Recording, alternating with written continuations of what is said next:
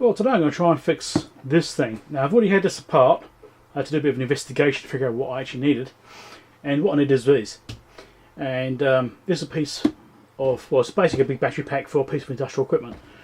And I've been asked if I could fix it because this battery pack is something horrendous. I think it's something like $1,600 New Zealand for this battery pack to get a replacement one. And this is what's got inside it. So I can do it much cheaper than that. So let's put it apart. So the worst thing about this is that, well, it's very, very messy inside.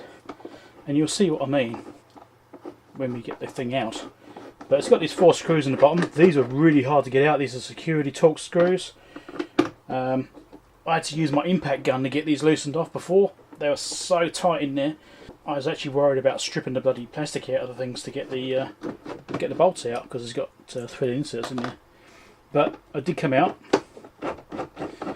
But I had to use my impact gun to do it. Anyway, let's just try and get these out again. Obviously I'll just put these back in again and hold it together. And I'll give you the reveal in a minute. As you can see, it's got an Anderson connector right there. So that's how it's connected up. So it drops in and uses an Anderson plug. This is where it gets messy.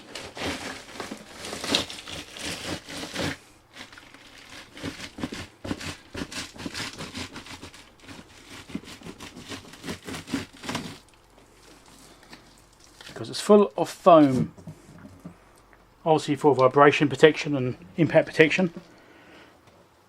So you completely understand why I've done it, but this makes it a bit less pleasant to work on. So these are the original batteries, Discover D12220.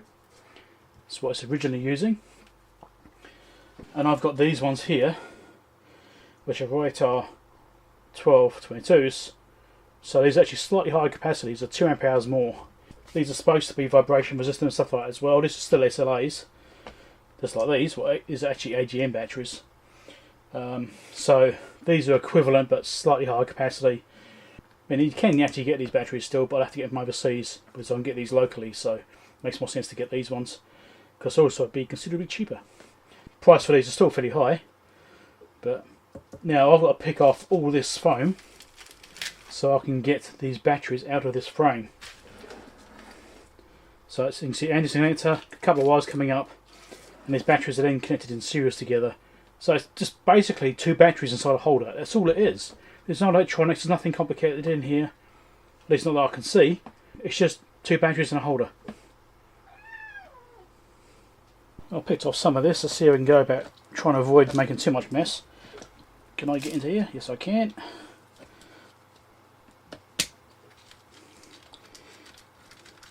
I'm going to pull off everything unless I need to. Hopefully I can keep some left on the batteries and have some of the mess go with the battery. There's 1 bolt there. Is that a washer as well? Yep, washer as well. Keep all that. Might be useful for spares. Take the wire. Pull that out of the way. Get this wire off. Yeah. Same thing with this one.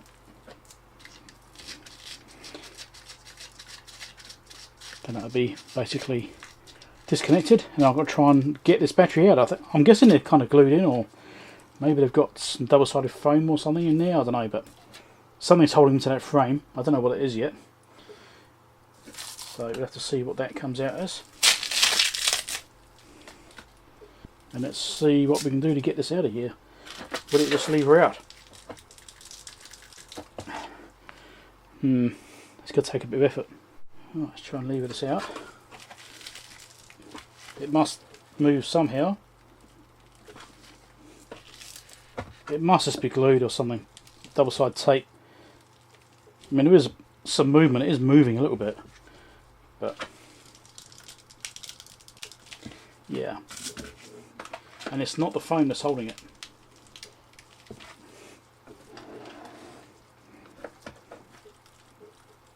So it is wanting to go.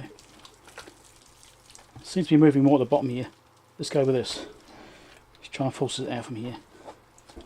Right, let's try 2 places.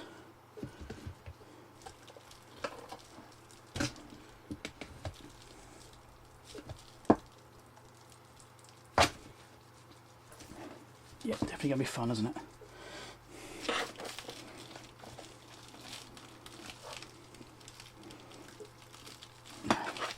I'll come back when I get it out. You get the idea. Well, let's try softening any adhesive that might be on the back here, because it is moving around, but it doesn't want to let go. So I'm just going to heat it up with my hot air, and that should soften the adhesive a little bit, and any double-sided tape that might be in the back there, and will hopefully help make it come out a little bit easier. It could take a little while though, because there's, you know, quite a lot to try and heat up with hot air. So it's the plan anyway. Hopefully it works. So with the hot air, and also use a bit of IPA through the top, just managed to squeeze some down the back there to see if it helped release, just in case it worked. I think hot air did most of it. And there we go. So that is some kind of silicone, I think. Yeah, that's not hot glue, I don't think. I don't believe that's hot glue. Let's find out. Will it melt?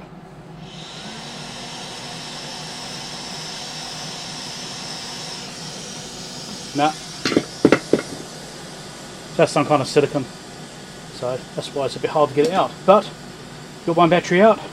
So the other one will be easier, because now I can shove something in the back of that. This one was hard because of this casing being in the way. But I'll get these out of the way. That was harder to get out than the first one was, strangely. Anyway, it's out. So that should have been the easy bit. So one of the things with this, I've noticed now I've got this battery out. I've got these rivets sticking through here, and that battery is actually sitting on those rivets. I'm pretty sure that's not a good thing to have the battery sitting on those heads of rivets, because surely if you drop it, those are impacting in spot points on the bottom of the battery. They probably should have had something in between them to help brace it so it's, you know, raised up off those. I think that's a bit of a design flaw there. I mean, rivets is okay, but I should have protected the battery from the rivets, because you drop it, it's going to hit it. Even if it's glued in, it's still going to have some kind of impacting force. It's still going to shift slightly. A bit of flex in it, you know. I'm going to do something with this, because obviously I don't want these batteries to sit on the top of those rivets. And I've also got to glue these things in as well, so that's going to be fun. But I'll have to go and get some silicone. Right, I've got some of this silicone stuff here. It's actually roofing gutter sealant, but it will work just fine for this. I'm just going to basically stick a whole bunch in here on the original points, and this should do the job. And I'll spread it around a bit as well. And also I'll put some in the bottom, just to make sure that it's going to be cushioned properly here. Like that. And then I think I will do one at a time, just to make sure that it's not going to end up being a problem. Because I need to make sure I can get the battery terminals on, that sort of stuff. So I'm just going to do one, then I'll do the other one after. If I don't drop it in the silicone, that's great. Okay, should do it.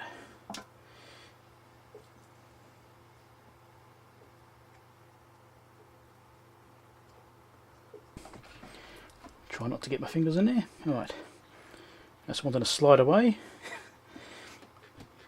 Give it a push, and hopefully it will stay in place for a little while. I'll just stick that one there to help hold it in place. There you go. I don't actually sit it on the rivets, I want it to sit slightly down. So there we go. And I'm going to put this terminal on.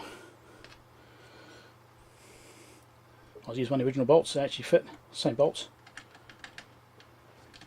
Then I'll put the other terminal on, and I can fit the other unit.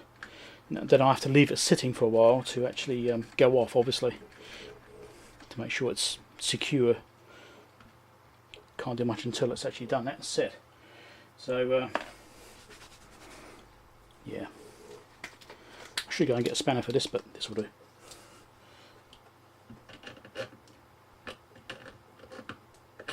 I can probably still get to it with the spanner actually once it's even in place.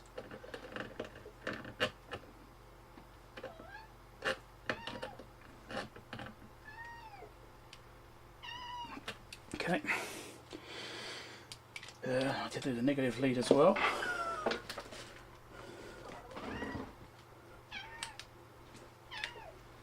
So I've got the second one position now, done the same thing, put silicone in there. Now I'm just routing this cable here. I've got the joists, I could try and do it like this. I'm not sure how this is actually going to sit. I mean, I don't know, maybe I should spin this around and bring it this way. Kind of wants to sit that way, but I could also go that way with it.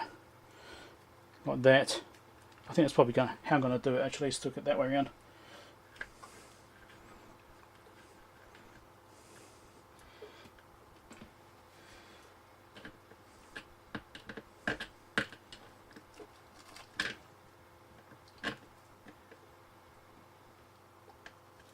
Like I said, I can still get to that, so I can spin it around if I need to.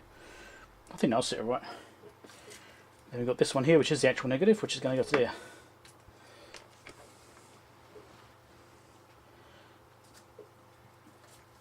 Which was no foam and actual terminals as well when I'm putting them on. It should be right though. So yeah, it's got to leave this set now so it can actually dry in that position. Yeah, it'll take a little while. I have to leave it overnight, I expect, and I expect tomorrow it'll be alright. So, yeah, a bit of bloody work.